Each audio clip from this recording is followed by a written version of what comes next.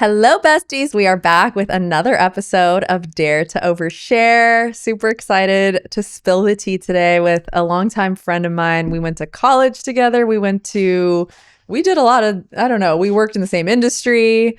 And I'm so excited. EMoney. Yes. How are you? Jackie Hollywood. For my first ever West Hollywood experience was because of you. And I remember when I visited LA when I was still living in the Bay Area, you were the one who made me wide-eyed and say, one day I'm gonna live here. Aww. So thank you. I always wanted to tell you that. Oh, I love that. That makes me so happy. So let's start off with a vibe check. How are you feeling? How are you doing today? Verizon is out, so I raw dogged the drive over here with no GPS, and I'm proud of myself. I realize we don't give ourselves enough credit for how much we can survive in the wild. I was just wait a second, the 101 connects to the 405, and then I just get off here, and then I'm actually lying because the GPS still worked and I probably would have gotten lost on the way here. But it's a wild time. There's thousands of people who don't have Verizon right now. And I'm just thinking about how many free months I can get from them by threatening to move to Spectrum. So that's my vibe right now. There's always a light at the end of the tunnel. Totally. It doesn't work. You'll get something for free. Every time a hotel screws up, it's how much free shit can I get? That's just where your mind goes. Well, I love it because you're always in a positive mindset. No matter what's going on in life, I know that you always have a smile on your face, which is something that I really appreciate about you as a person. Thank you. I don't know if it's a defense mechanism, because most of the time what's really going on in here doesn't merit a smile, but I just always smile so people won't ask what's wrong. Well, that's what the vibe check's about, though, because if something's wrong, now's your time to speak up. No, you're not paid to be a therapist. I need to go to therapy and we need to figure out what's really going on. But that's conversation for another day. I won't take on that role today, but what I will take on is the facilitator of the overshares and the hot takes. Love it. So let's get into your first overshare, which you are very passionate about lately, and that is that you are currently obsessed with Vanderpump Rules. It's my entire life. It's when you get hooked on a reality TV show that's 11 seasons, each episode is 40 minutes and each season has 20 episodes. It literally is all encompassing. It's my life. I do my work and all I'm thinking about is the episode of Vanderpump Rules I'm going to watch. And one episode turns into 4 episodes. And it feels like I'm in this world with unlimited content. It's never gonna end. I'm only at season 5. So what is it about this particular reality show because I've never heard you talk about a show like this before? Same. I think it's I love the show Entourage because it was people navigating the LA lifestyle, but Vanderpump Rules is real LA. These are mediocre talent, not I hate to say this, but people who aren't talented enough to make their dreams come true, but they're hot enough to still live a cool lifestyle in LA. So and they all cheat on each other, and we were talking about this before filming, the men on Vanderpump Rules are it's the Mount Rushmore of toxic males. So I was really guilty for how I treated women in my 20s and how much of a F-boy player I was. But watching those guys still do that in their 30s makes me feel like an angel. So that's another reason. And it's just so fascinating to watch people grow up. For 11 seasons, to watch someone go from a 25-year-old, oh, I'm going to make it as a bartender, to be in their 30s and be I don't know what my future is. I don't know who I am. I'm a reality star, but also I'm, no one respects me. Everyone knows everything about me. So I don't know. There's a lot of reasons why I love it, and it's just taken over my life. Yeah, no, I don't even think that's crazy because I personally don't watch that show, but with reality TV, there are moments where I say to myself, okay, it's better that I'm addicted to this than to drugs or something worse, right? But it kind of feels like a drug because like you said, you're working or you're doing something else, and instead of being present on the thing that you're doing, you're thinking about the drama from the show. And I'm guilty of that, especially with shows like Love Island. Yeah. I get so enthralled, if that's the right word, with like what they're doing and whose dramas and this and that. And then I ask myself, like, why do I like this so much? I have looked up the psychology behind why people like reality TV. I mean, it's different for everybody, so it really depends. I mean, some people are going to use it as an escape, right? Maybe from their own life and drama. What I resonated with when I looked it up was that people that are interested in psychology, they just want to know how people think and what they do. So it's like, it's almost like I'm watching it from an angle of psychology. I'm like, oh, that's interesting. Why are they acting that way? Or would I do that in that situation? No, I think I would act like this. Right. So I'm like dissecting these people's conversations and emotions. I don't know how you feel or why you feel that you're addicted to that, but man, that's a good point. I think it's like, it's just really cool to watch people be vulnerable and to make the mistakes that they make and have to like own up to these terrible mistakes, like cheating and lying and being verbally abusive and having to like, you know, it's like when I see someone do something terrible, then it becomes like they become the enemy, they become the opposing football team, and then I'm like rooting for my football team to take this guy down, you know? So in every episode there's a new enemy that I'm just like, I know that like I will get so much satisfaction watching this person get humiliated publicly. So that's where I get the satisfaction. And also you're right, it's not just watching the TV show, there's like podcasts breaking down each episode, so that's another hour, and then there's like the hours of doom scrolling of like the investigative reporters like finding out stuff about just stuff about, you know, what they were like in middle school. It's just overkill, and there's some people out there who like their entire life is just watching the shows and just following the people way too much. Yeah. No, it becomes an obsession. That's where I personally draw the line is I'll watch and I'll be super into the shows, but then when it comes to voting on things like Love Island, or when it comes to writing tweets about people or this or that, I draw the line there. I'm not doing any of that. I'm not actually involving myself in their personal lives. Do your thing. I just want to watch the episode and I'm good. Totally. But you actually, this is an interesting topic because you have been on a reality show many moons ago. Are You the One? And so you being on the other end of that and having cameras in your face at one point and getting edited a certain way, do you feel any sort of empathy for people on TV? Absolutely. I know that reality TV producers, and because I don't work in reality TV anymore, I can really spill all the tea and I could throw as many people under the bus because there's no one's writing my paychecks in reality TV anymore. But I know the psychological manipulation that executive producers do to their cast members. Like every time me and my cast were getting along, the executive producer would come out and literally scream at us and say, people are changing the fucking, can I cuss? Sorry. Yeah. People are changing the goddamn channel right now. This is boring television. Like he was just blunt about it. So I know that for Vanderpump Rules, like if you're paying thousands of dollars for camera guys, audio guys, for you to film you guys at dinner together. If you guys are just getting along and laughing together, someone's going to step in and say, someone disagree with each other. Someone call someone out, be a villain, or else we're getting canceled this year. So I know that like them being problematic was part of their job. So I don't so hard for me to hear because even though I know that, like I'm watching reality TV, I know that there's producers who they want to stir it up, and I get it because it's a show, it's entertainment. So like I understand that side of it, but for them to really press like somebody has to disagree right now, even though that's not how they actually feel, and then it kind of takes the authenticity out of what we call quote unquote reality, because now it's not. And that's why I think I stopped watching, for example, Jersey Shore. I was a big fan for a long time. And then once it got into the family reunion and now they're like all adults with kids and stuff, I stopped watching it because it just wasn't as dramatic. And whenever there was drama, it felt so fake. I was like, you guys are acting. Whereas in the beginning, it felt, maybe I was just young and vulnerable and believable, but it felt more real. So I'm still going to watch certain things because I like them and it's fun. But just knowing that like, man, this, would you say like 50% of it's fabricated or more? You know, it's interesting because they don't say, it's not just like you guys need to fight because we're going to get canceled. It's basically like they manipulate you and say, I know you don't like that person. I heard you say this about that person. Why are you being fake to his face right now?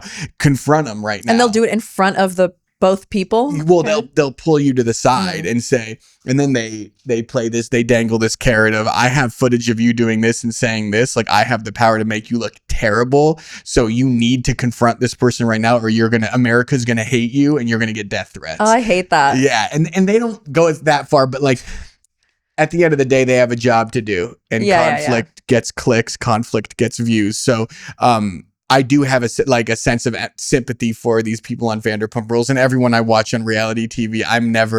I think it's just so inhumane, the death threats that these people get when they're just providing us entertainment, and they're like taking one for the team. They're being vulnerable. It's like being butt ass naked on TV 24/7, especially Love Island and Big Brother, where you're filmed.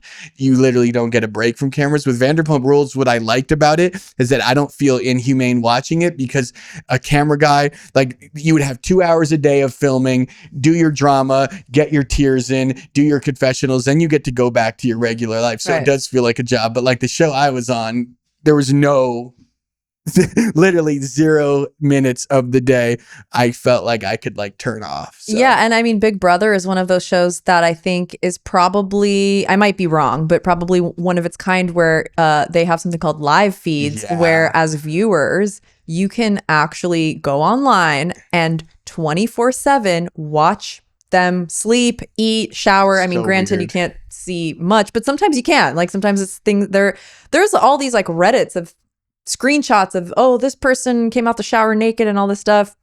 And it's so invasive, but it's like you're signing up. You know that when you go on a show like Big Brother, you're signing up for potentially being exposed physically, mentally, and all of those things.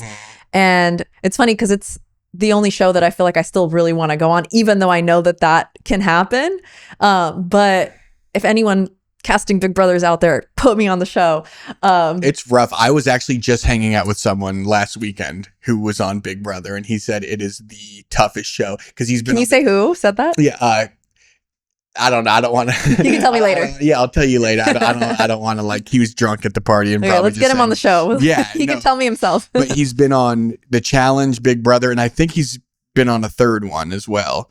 And there's Amazing Race, there's The Mole. He's been on Amazing Race too. So he's been on Amazing Race. I know who you're talking about. Whatever. He's been on 3 shows, and he was like, Big Brother is hands down the hardest. Yeah, and I get that, because you really are stuck in what feels probably like sort of a mental institution, because you can't talk to anybody, you can't do anything, you're locked down. You have to be mentally extremely strong in order to handle something like that. I think me as a younger version of myself, when I was a little bit overly sensitive or overly emotional or couldn't control my emotions, probably would have been real hard. I think it still would be hard for sure, but I think like nowadays I can kind of get into my little meditative state and be like, I'm in the Matrix. It's just a game. It's just a show. I can leave if I want to. You know what I mean? They don't hold you hostage. So I can only imagine how difficult it is to be filmed 24/7. It's a machine that was created to make you have mental breakdowns, and trying to beat that machine is like trying to count cards at Vegas. You're going to lose. The house always wins. Oh, it's like a horror movie. It is. But, you know,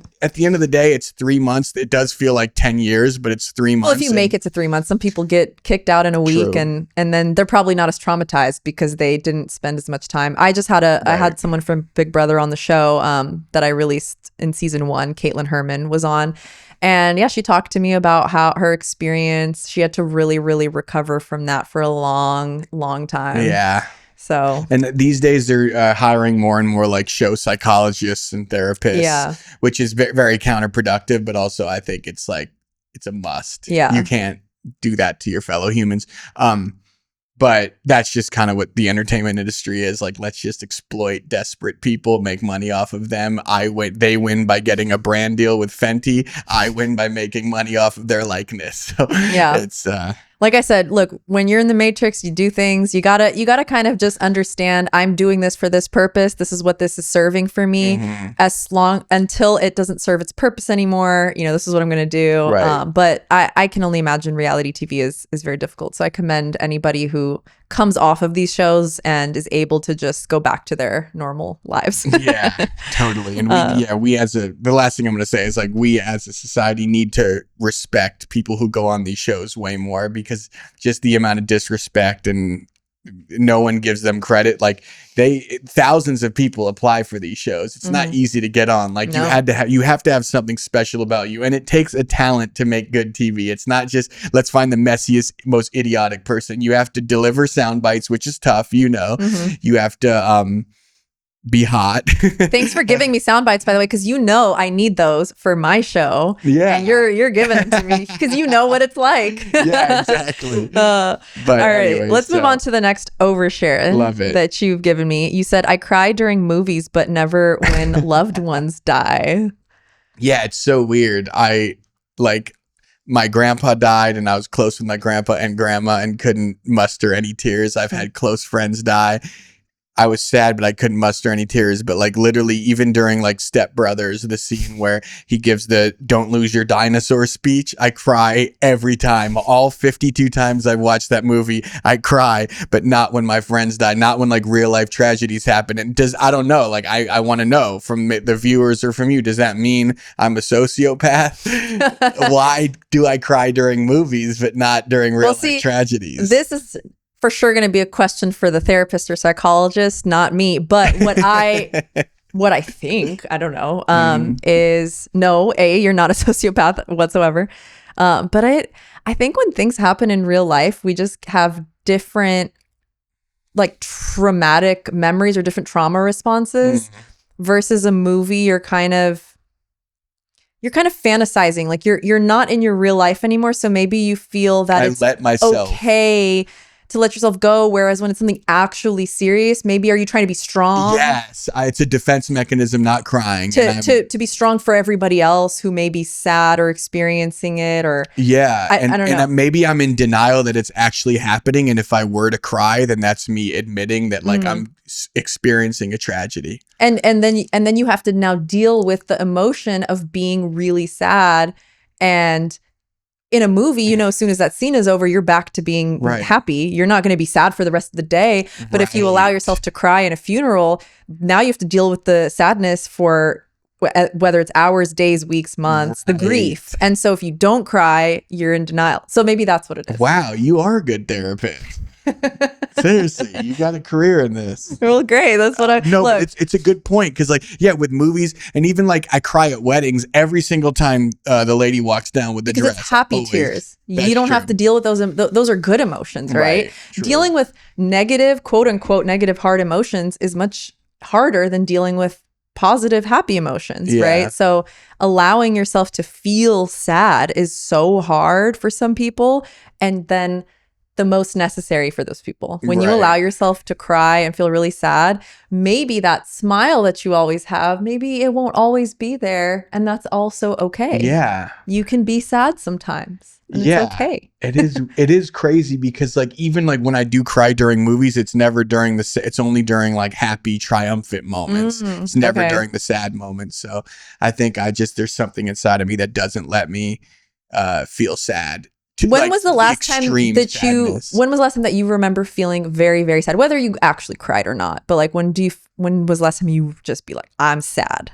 I mean, I feel like that every day, but then like I meet that with like being on my phone, getting the dopamine hit from my phone, going on a run. Like every time those thoughts, I don't let myself feel sad enough. And I think that's one of my issues. So there, you see, you're your own therapist. I don't know. Yeah. Sometimes we come to realizations on our own, and we're like, oh, okay, that's what it is. Yeah. Yeah. Allowing yourself to just sit. That's what my girlfriend, who's an amazing therapist, is like, that's one thing she preaches, is allow yourself to sit in the sadness. Yeah. Whatever emotion you're feeling, just sit in it for a little bit, and then it will go away. And it sucks to do it, and it's uncomfortable, and it feels like you're torturing yourself. You're like, why would I want to do that? That sounds dumb.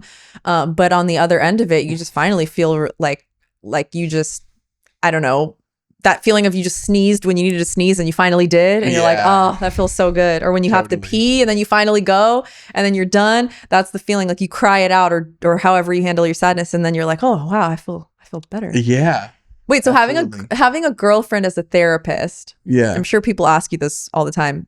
Do you ever sit with her and have her actually I don't want to say analyze you, but help you out with things in a therapist-y way? Or does it feel, how does it feel? That's something that I really am careful about. Like, I don't want to feel like another client for her after she's seen 5 clients all day. It should be the opposite. I should be her therapist and like I should be listening to her more. But like, I'm just a yapper, and it's tough to to not, because she's naturally a therapist. She became a therapist. It was like the job that was made for her. You know, she was almost put on this earth to do that. So she naturally, when I am feeling down, she asks all the right questions and wants to get me to open up. So yes, she does analyze me, but it's because she loves me and she's passionate about her work. But I do feel guilty, and that's been a point of contention, is like, you know, having to like, you know, give her space to vent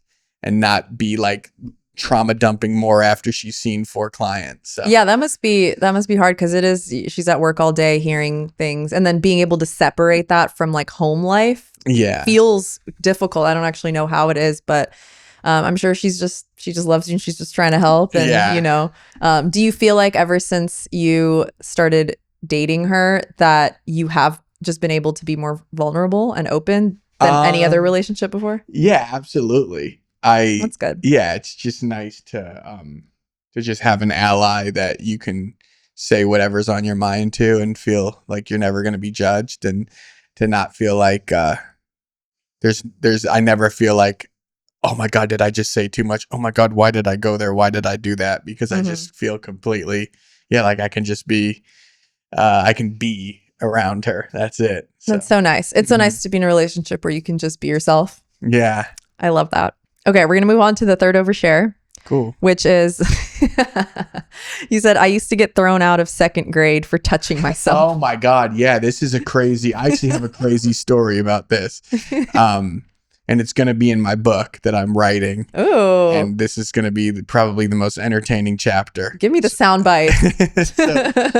I still have them. I have a thing called Trichotillomania where like I pick my eyebrows and I like play with my hair. I don't have any hair. I think that was just God telling me like, we got to get rid of this guy's hair because he keeps playing with it and it's making people uncomfortable. But no, I always have always have to be fidgety and do something with my hands. And like in 2nd grade, it was just playing with my genitalia, and I didn't even realize I was doing it. But it made my teacher very uncomfortable, and she couldn't handle it anymore. And she would pull me aside, like, you gotta stop playing with your balls.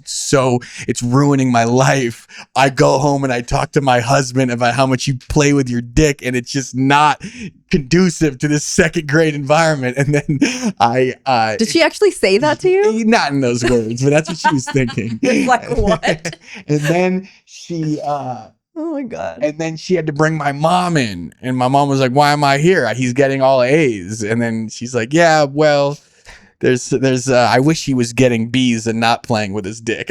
He's a great student, but he just won't stop playing with himself. So I had to like really check myself for that, and I like learned how to manage it, but it was still there. Like when I would get really nervous, I would still play with myself. Fast forward to 8th grade, I'm at a camping trip with my friends, and we had never like got any action with the ladies. We meet these girls from Modesto. We're in a circle with them. Where we don't know if they like us or not. It's the first time any females ever gave us attention because we were like the nerdy guys. And then like, I'm obviously nervous, so I play with myself. And then a girl sees me do it, and she was like, did you just touch your dick? And I was like, oh God, yeah, sorry. It's a nervous habit. Please forget I did that. Sounds like a good excuse. The other guys are going to start using that. Sorry. And then she goes, well, have you ever had a girl do that to you? And I was like, no. And she was like, oh, this is going to be fun. Follow me. And then she takes us all to a tree house that she just knew where like a private tree house was on this campgrounds, because she'd obviously done some stuff in that tree house before. And she took us all back there, and we all, got way more action. It took me to like age 19 to like get the same action I got at that treehouse. And it was all because of the nervous habit that I never fixed.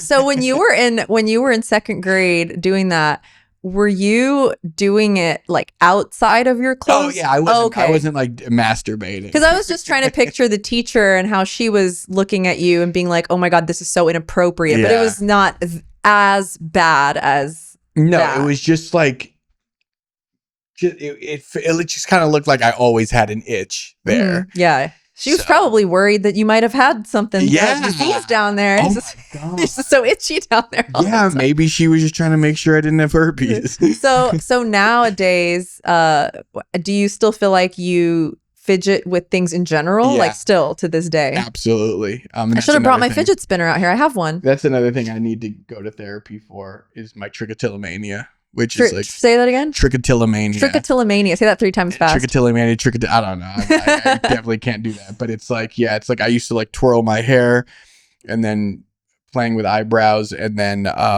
like I just peeled off my nail, and now I'm playing with my nail. This is disgusting. No, it's just like a fidgety thing.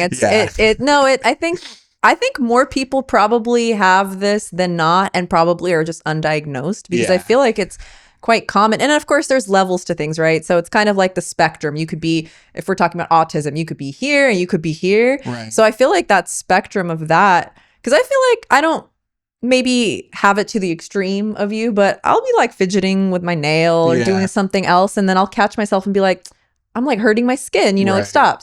So I feel like there's probably a lot more people that suffer with that than you may think. Yeah, and there is, and it's just so satisfying. Like when I pick the unibrow hair, and then there's this weird thing. This is an overshare podcast, so I'm very much so oversharing, because like when I pick the unibrow hair and it's like it's really thick, then I'll rub it against my lip, and that's just the most satisfying thing. Like when I get to, like, I put in so much work to pick this unibrow hair, and now I get to like reward myself by rubbing it against my lip. And that's a real thing. You can Google it. That's what people with trichotillomania do. And that's the same feeling I get when I watch Vanderpump Rules and I watch the toxic male get bullied and humiliated by these alcoholic women. It's the same. You're saying the feelings are the same, that you get the satisfaction. Yeah. So when I'm watching Vanderpump Rules, I'm not picking my unibrow. Because you're substituting that one thing for another. Yeah, exactly.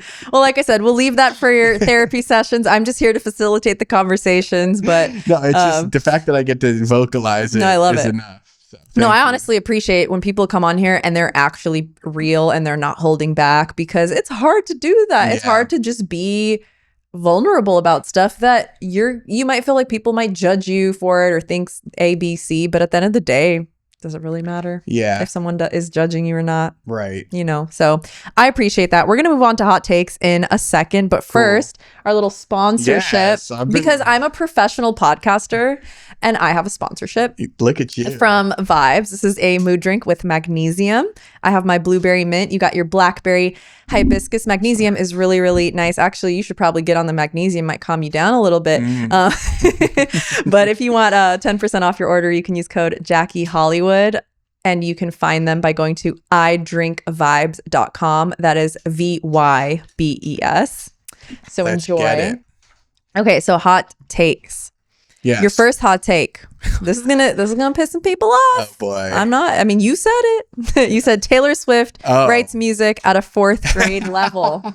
Look, okay, I would love to talk about Taylor Swift, and I am very happy that she's in love, and I think she's an amazing human, and she treats her staff with respect. Her carbon emissions, like the amount of private planes she's flying to and from Sweden, that's an environmental hazard, and that's a discussion for another day. But I just will say this, that Taylor Swift's music, it like really resonates. I really gave it a shot, and I tried to get into Taylor Swift's music, and her vocal melodies are amazing, but I think her lyrics are pretty subpar and elementary, and I think SZA's way better. Not that I want to pit women against each other, but I just think that, well, it's like comparing apples to oranges at that point. Yeah, true. But you as an artist, I mean, you're an artist, you write, you rap, you sing, you do all the things.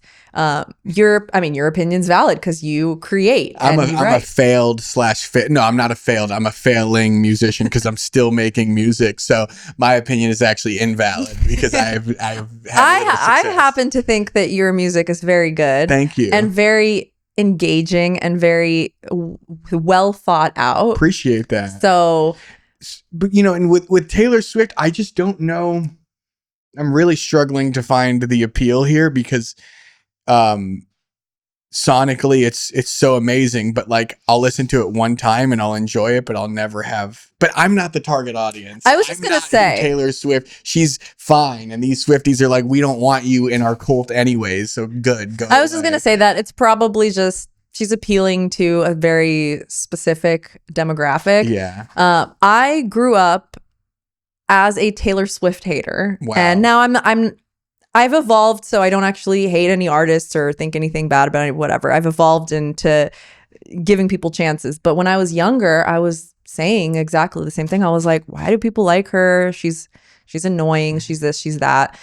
Once I've, kind of just matured, I'm like, okay, well, let me not say she as a person is bad or annoying or this or that, because I don't know her and we don't know celebrities, and I'm just going to leave that alone. And I was like, let me actually give the music a chance. I think my whole thing was I always wanted to be different, and if everybody liked something, I would not like it because I didn't want to be like everybody else. Yeah. So that was probably what it was. But so as I grew up, I was like, okay, let me give it more of a chance now, because I don't have that same young girl mentality of like, I hate her. So I listened, and to this day, okay, I have maybe 3 of her songs saved on my Spotify liked that are really actually, I feel like, are good songs. They're catchy to me. But everything else that I've heard, I'm like, I'm good. Totally. Now, again, I'm not the demographic. I'm not the target audience, and that's okay. And she sells out arenas, and people love her, and it's fine. And so nowadays, I'm very much like, I don't talk bad about her. It is what it is. But I used to always be such a hater, and I just pride myself on like, I don't hate on people anymore because just everybody does what they want to do. But your opinion makes so much sense because I agree. Yeah. I should have thought this out just every time I listened to her. Like if you actually read her lyrics on a piece of paper and just took out the music and her voice and the melodies, because I think the vocal melodies is what makes her music great. But the actual lyrics, like someone tried to compare her to Bob Dylan, like, and that's what makes me mad is people are trying to put her in the same box as like the Bob Dylans, the Paul McCartneys, like greatest songwriter of all time. Whoa. You could say most successful, financially successful, but please don't put her next to Bob Dylan. I think that's where what kind of triggered me. Yeah. No, it's understandable, and I completely get where you're coming from. And I'm also a fan of SZA, by the way. SZA is just the one thing I'm going to say about SZA is like from a songwriting standpoint, I think she's incredible. I just wish that she like enunciated more, because a lot of times I can't really understand what she's saying, but then I read it on a piece of paper and I'm like, oh my God, this is incredible. This is poetic. I've said the same thing too about her. She has such a very specific style of intonation, or I don't know if that's the right word, or enunciation, I guess. Yeah. And it's really unique, and that's actually what makes her so wonderful. But sometimes I'm like, wait, what are you saying? Yeah. But I love it. I love her. Okay. So let's move on to, this kind of goes hand in hand with what we're talking about. You said cancel culture shouldn't go after people, but entire networks who give platforms. Yes. So let's talk about cancel culture, because that's a big thing. Yeah. And I think cancel culture is kind of dying. I think it kind of ran amok in like from like 2017 to 2022. And now it's like people kind of realize that, we should give people second chances, and you shouldn't. I think we all like collectively agree we shouldn't deplatform someone because of a tweet they sent out 15 years ago.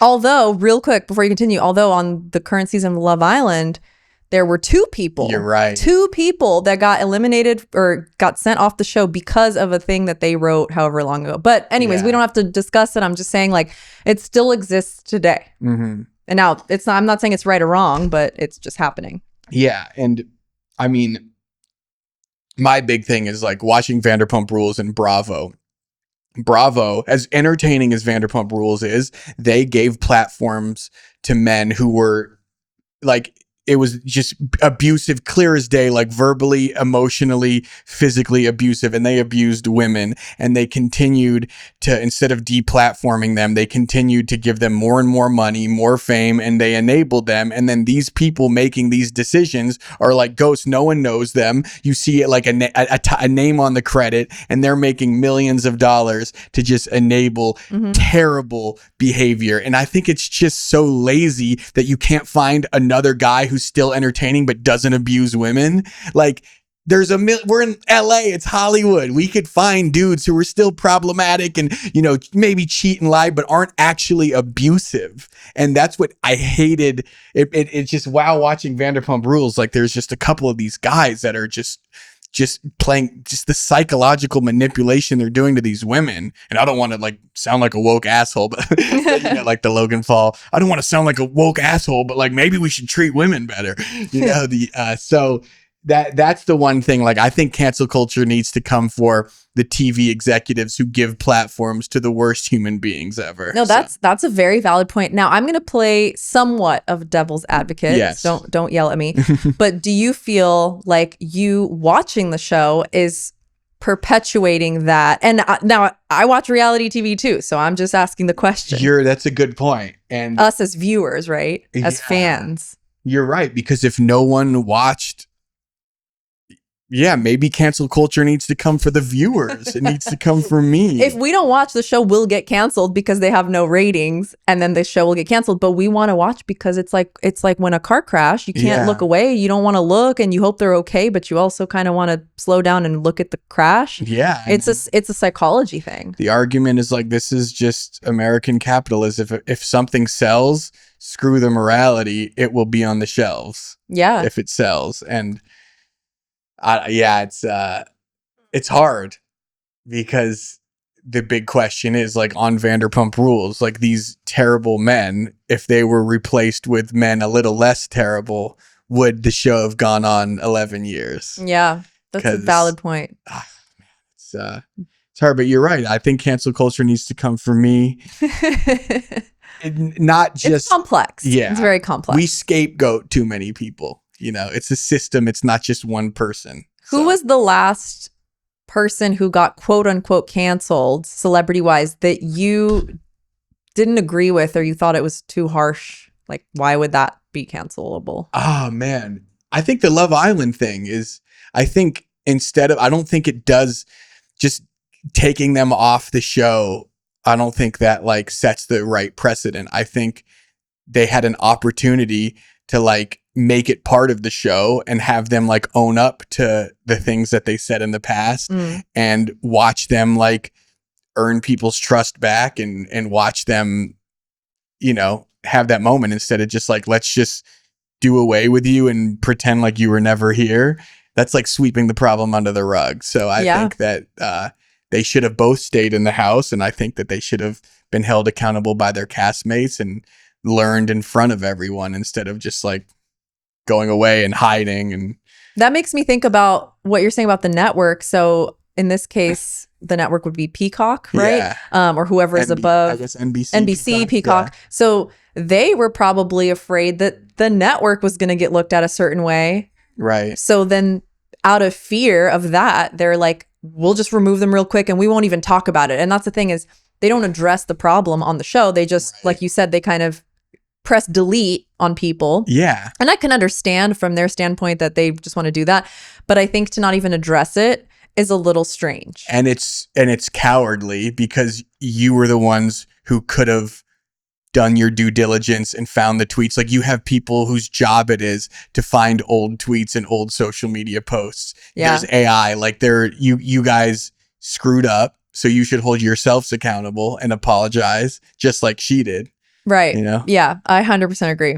Okay, let's move on to the third hot take, which is, you said in 10 years, half the bars in LA will be closed due to people embracing sobriety. This is a big thing. Yeah.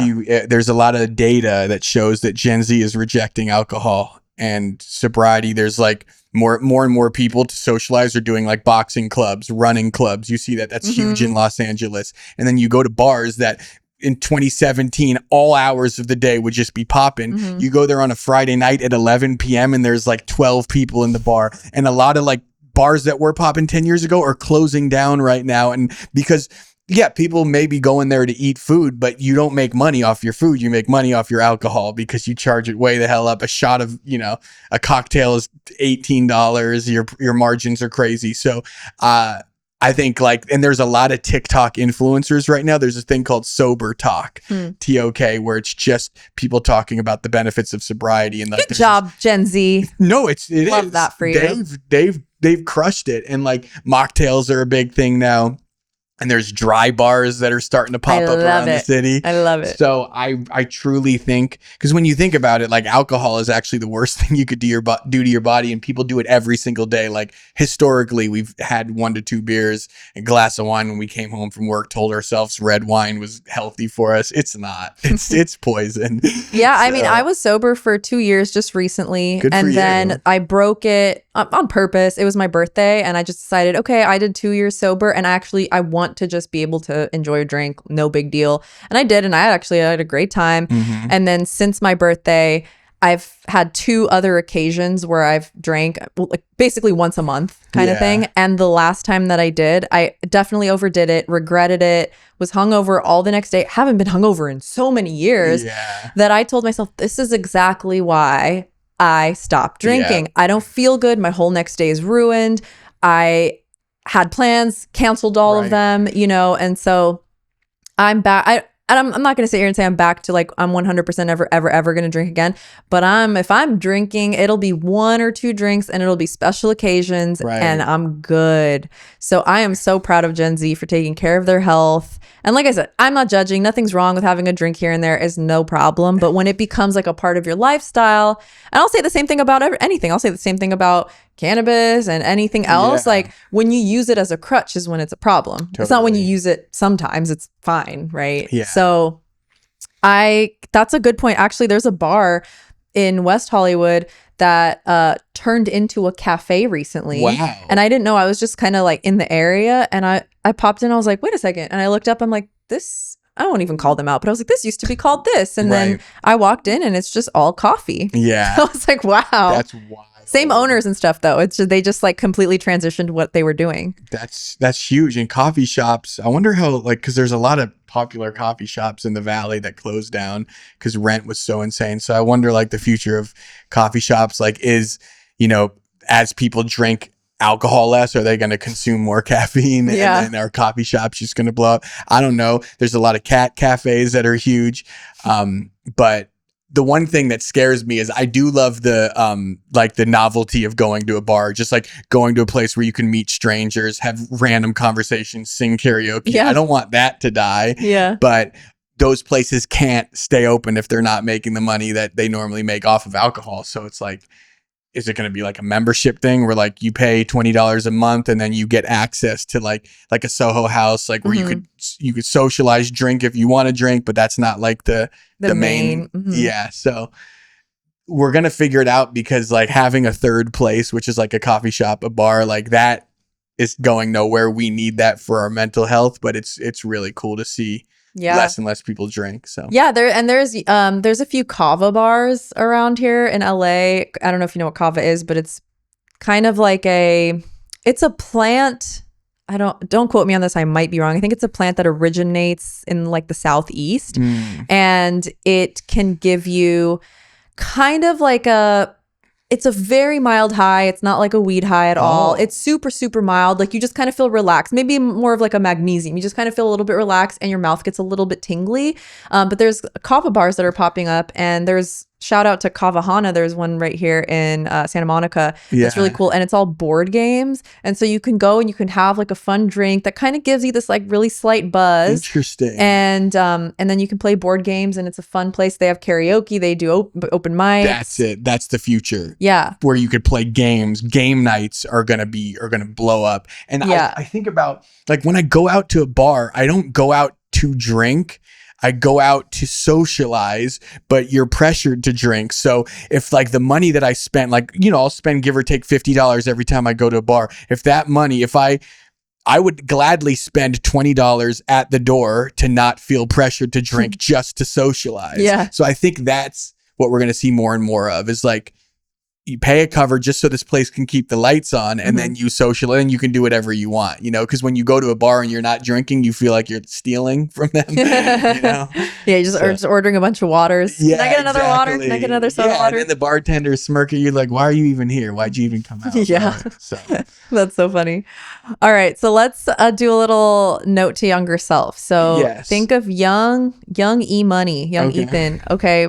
talk to him, what would you say if he was in the room with us today? When you're saying young, are you like 16, 12? What's the first age that you picture yourself? I think like 21. Okay, you're thinking like adult but young adult. Okay, talk to young adult. That's when you're like as you like your senior year, right after you graduate college. Okay. That's when your life really begins. All right, talk to young Ethan, 21. I would just say don't put way less pressure on getting a job and your career. Don't even think about your career ever.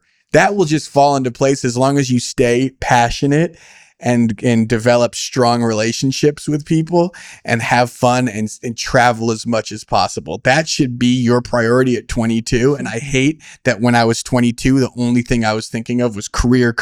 How am I going to make enough money to have a sick apartment in LA? How am I going to get ahead in society? Like that stuff comes naturally when you're a well-rounded person. And like, that's great. That's great advice. And don't feel ashamed for working in a restaurant in your early and mid 20s. That is the best job you could have at that time because you have flexibility, you can travel, you still make more money than that shit office job writing social media posts for dentists, which is what I did at 22. So, get a restaurant job and don't feel ashamed because someone you went to high school with works at IBM while you're like bringing them a burger on a Friday night. Don't feel ashamed. Your life is just as good, if not better than theirs. That's what I would say. That's great. See, hindsight is always 2020. When we're younger, we always think that everything's the end of the world. And then when we get older and we look back, we're like, that really wasn't that big of a deal. I know. You know? Oh my God. Like the fact that I went from like a 9 to 5 to waiting tables, I was so ashamed of myself. Then I realized that was the best decision I've ever made. It's why I moved to LA.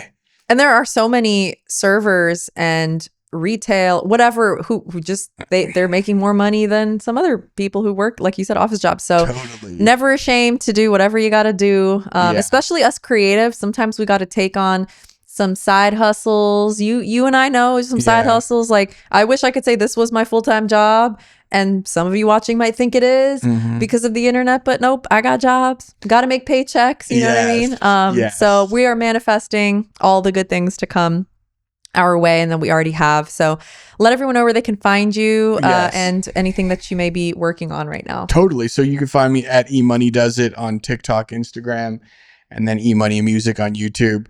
Working on some new music, and that's it. I'm going into the, like, now that I'm a mid-30s, you kind of have that like midlife crisis when you're in your mid-30s and a rapper. So now I'm like reinventing myself as a rapper and doing more storytelling and less like I'm so cool, I'm drinking and fucking bitches. It's more like kind of like giving game to the youngins. Yeah, like what I just said. I want to put that into like rap form and like really use my rap talents as a way to like, uplift the younger generation, because it's stressful. It's really tough being 22, fresh out of college, and that pressure. Cause I don't know if you went through this, but like, remember going home for like the holidays at like 22, 23, and it became a competition for who was making the most money, who had the best job, who like had the coolest apartment in San Francisco or Los Angeles. And I was like, I would have to like psych myself up before going to these bars and like, okay, what lie am I going to tell to all these people that makes it seem like I'm doing way better than I am? But I was 23 years old. You're not supposed to be doing great at 23, Yeah, you're just a kid, honestly. Right. But we think we're adults, when we're in that position. So yeah. So. Well, thank you so much for oversharing and for spilling all the tea on everything. Absolutely. And I have to give all the credit to this blackberry hibiscus. Vibes made you spill the magnesium. We'll be back next time on another episode of Dare to Overshare. Make sure that you subscribe to the YouTube, follow on Spotify, Apple Music, Pandora. I don't know, wherever you get your podcasts, I'm there. And we'll see you guys next time. Bye.